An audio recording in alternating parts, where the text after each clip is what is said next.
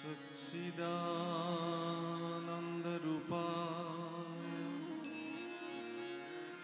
विश्वोत्पत्त्यादिहेतवे तापत्रयो विनाशाय श्रीकृष्णाय वयं नमः।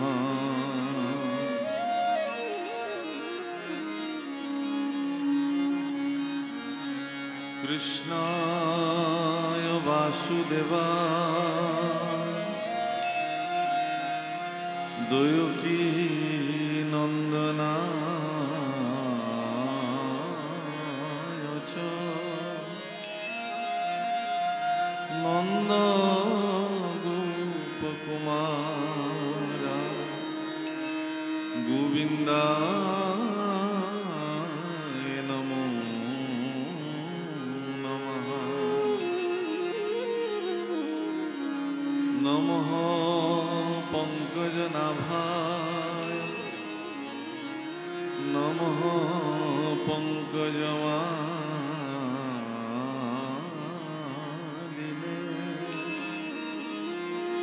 नमः पंकजनेत्राय नमस्ते पंकजाङ्घ्रे।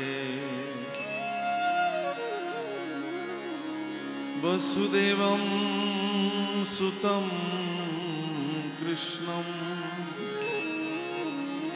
कंससानुरमर्दनं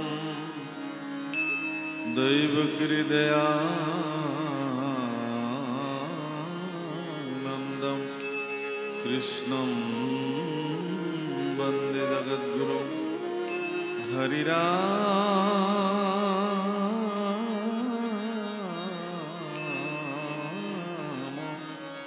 राम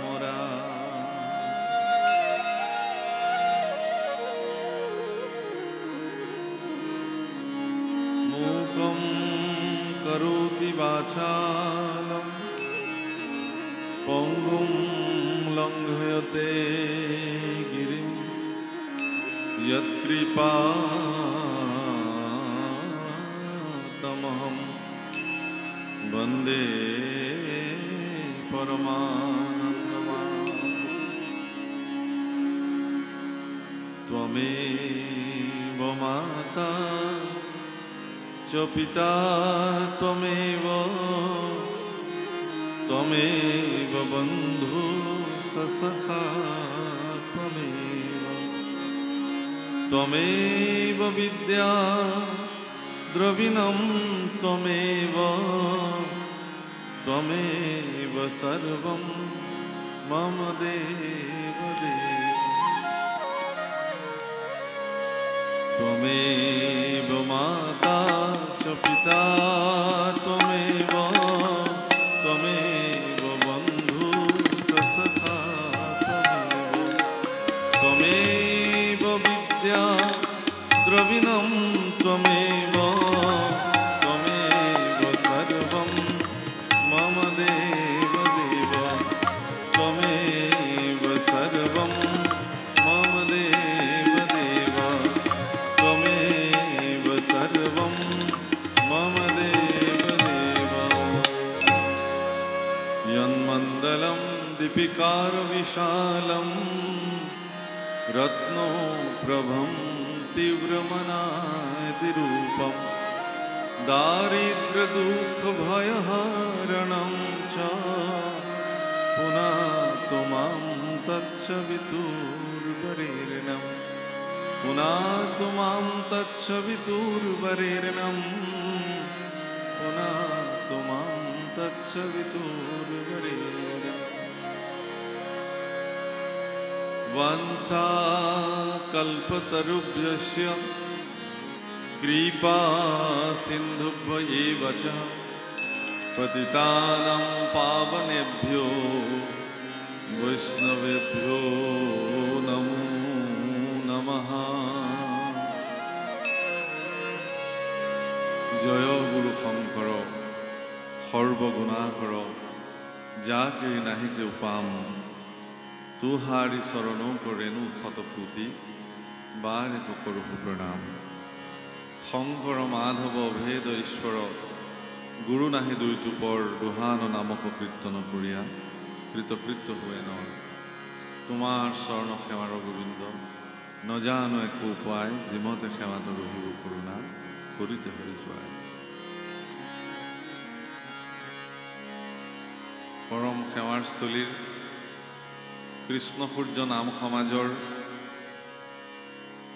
দ্বাৰা আয়োজিত এই মহাপালনামৰ পবিত্ৰ প্ৰাংগণত আপোনা সব সজ্জনসকলৰ শ্ৰীচৰণত আমি অভাজনে কোটি কোটি প্ৰণাম নিবেদন কৰিছোঁ সমস্তজন হে মোৰ শ্ৰদ্ধেয় বাপসকল আইসকল ভগৱন্ত পুৰুষৰ কৃপা যেতিয়া সৰুগত হয় তেতিয়াহে এনে মংগল অনুষ্ঠান আয়োজিত হয় অনুষ্ঠানৰ প্ৰাৰম্ভণিতে এই অনুষ্ঠানৰ যিসকল উদ্যোক্তা যিসকল কাৰ্যকৰ্তা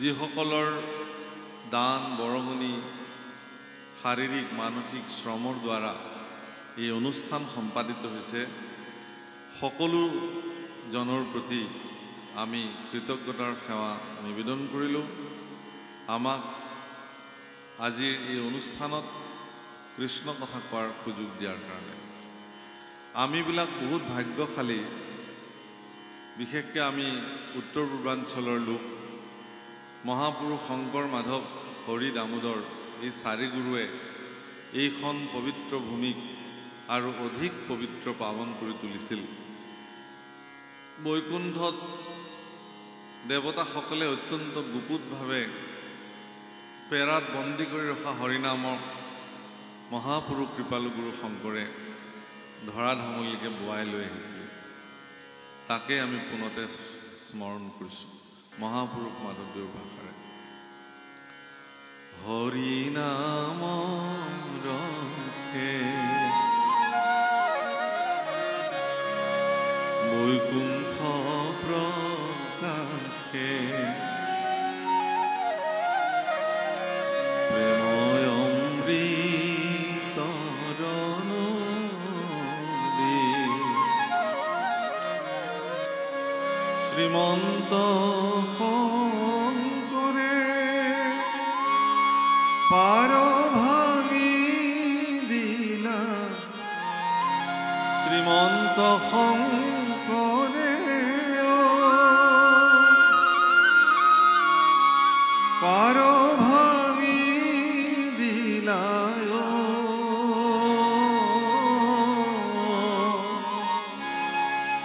বহে ব্ৰহ্মাণ্ড ভেদে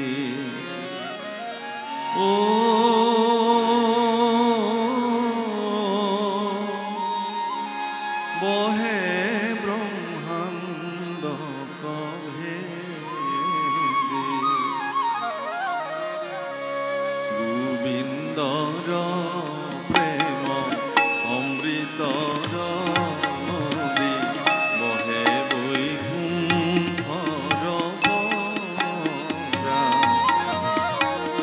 চাৰি পুৰুষাৰ্থ তাহাৰ নিজৰা চাৰি পুৰুষাৰ্থ তাহাৰ নিজৰায় হৰিনাম লধাৰা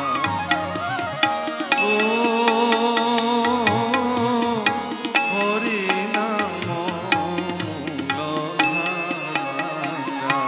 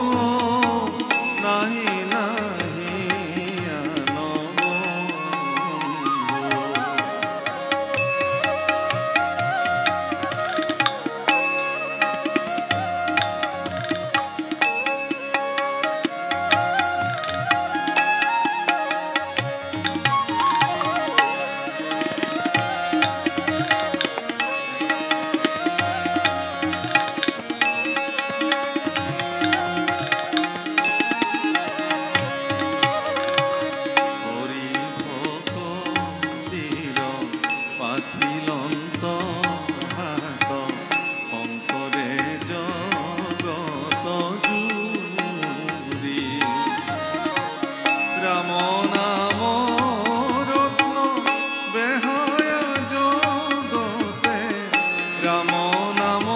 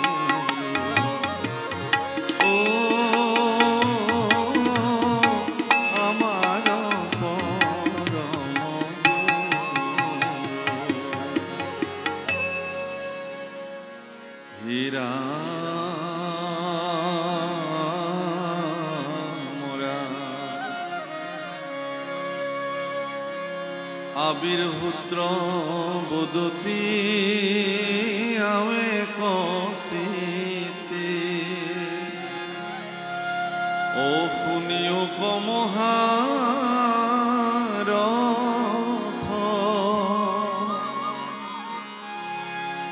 তোমাৰ আগত কৰিব বেকত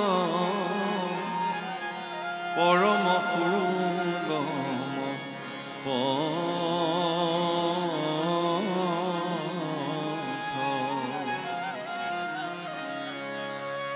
কৃষ্ণকে সে আত্মা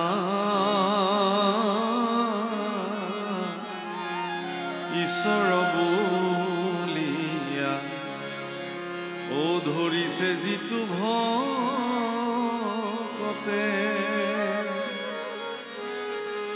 তাকে সে পৰম সুহৃদ বুলিয়া মানিবে মনে সততে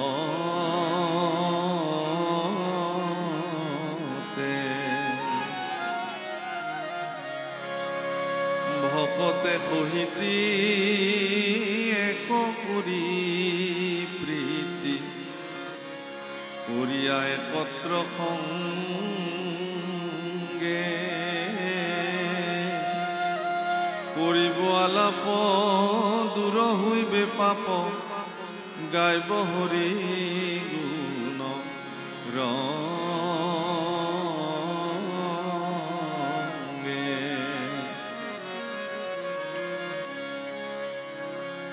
নগৰাকী সিদ্ধ পুৰুষ পৃথিৱীলৈকে আহিল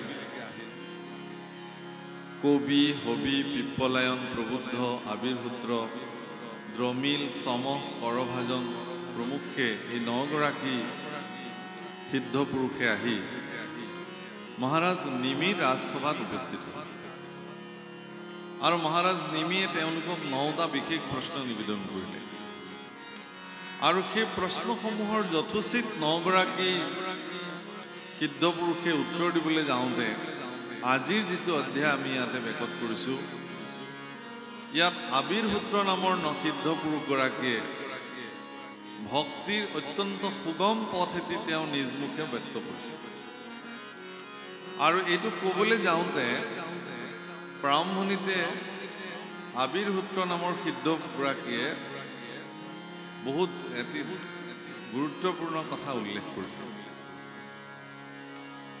কৈছে যে কৃষ্ণকে আত্মা ঈশ্বৰ বুলিয়া ধৰিছে যিটো ভকতে তাকে সে পৰম সুহৃদ বুলিয়া মানিবে মনে সত।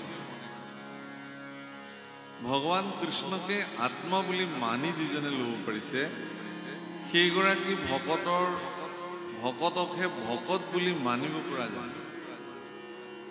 মানে বিষয়টো এনেকুৱা যে কোনে কৃষ্ণক আত্মবোধ দৃষ্টিৰে চাইছে, আমাৰ নিচিনা মনুষ্যসকলে তাক আমি নিৰ্ণয় কৰিব নোৱাৰো। এখেতে কৃষ্ণক আত্মা বুলি মানিছেনে নাই এই কথাটো আমি এখেতক দেখিলে অনুভৱ কৰিব নোৱাৰো। বা মই নিজেই ভগৱান কৃষ্ণক আত্মা বুলি মানিছোনে নাই এই কথাটো আপোনালোকে ঠাৱৰ কৰিব নোৱাৰে। যিহেতু আমি কোনেও ঠাৱৰ কৰিব নোৱাৰো কোনে কৃষ্ণক আত্মা বুলি মানিছে, শাস্ত্ৰই কৈছে যে এগৰাকী ভকত হ'বৰ কাৰণে তেওঁৰ প্ৰাৰম্ভিক স্তৰত তেওঁ সমস্ত ভূতৰ প্ৰতি আত্মবোধ দৃষ্টি দিবই লাগিব। সেইকাৰণে একাদশ স্কন্ধত কৃষ্ণ উদ্ধৱ সংবাদত ভগৱান কৃষ্ণই ভক্তিৰ যি ধাৰা কেনেকে ভক্তি কৰিব তাক ক'বলৈ যাওঁতে কৈছে সমস্ত ভূততে বিষ্ণু বুদ্ধি নোহে যাৱে কায় বাক্য মনে অভ্যাসিবা এৰি। ও সমস্ত ভূততে আত্ম বুদ্ধি নোহে যাৱে কায় বাক্য মনে অভ্যাসিবায়ে